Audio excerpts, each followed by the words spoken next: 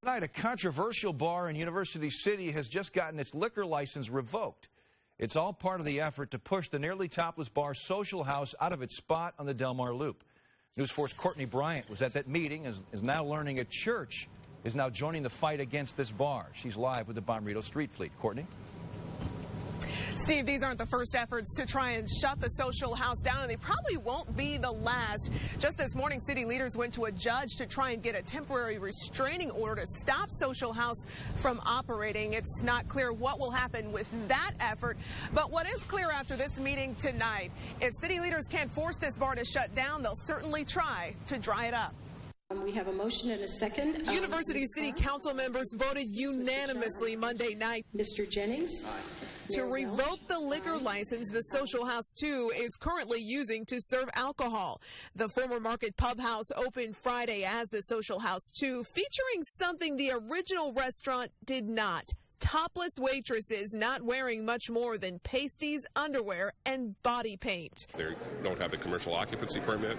They don't have a liquor license. They don't have a business license. So they're operating illegally.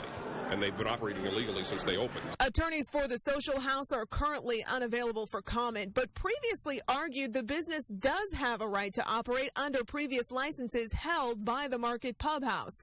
It's just one of many efforts launched by the community to rid the loop of the Social House 2.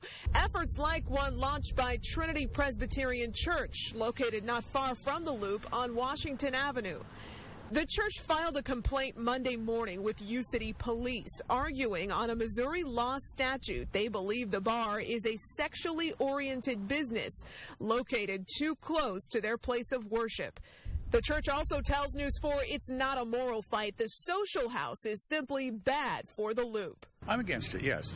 You're against it? I'm not opposed to it on any moral grounds, but it doesn't do anything to enhance the role of women, certainly, and it's just not a good influence on the other businesses and on the neighborhood. The city also tells us tonight Social House will have a chance at some due process. They'll be able to make an argument on whether they should have been able to operate under that liquor license the city just voted to revoke.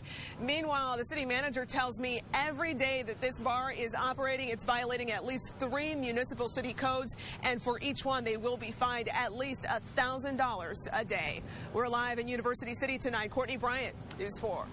New at 10, a Missouri alderman is facing charges after failing to register as a sex offender. Lincoln County deputies arrested 49-year-old David Heimberger last week. Heimberger's an alderman for the city of Silex, about 70 miles north of St. Louis. He was convicted in 1987 of a sex crime against a 10-year-old girl. Right now, 2 suspects are behind bars for using fake $20 bills at businesses in the Metro East. Police tell us surveillance pictures and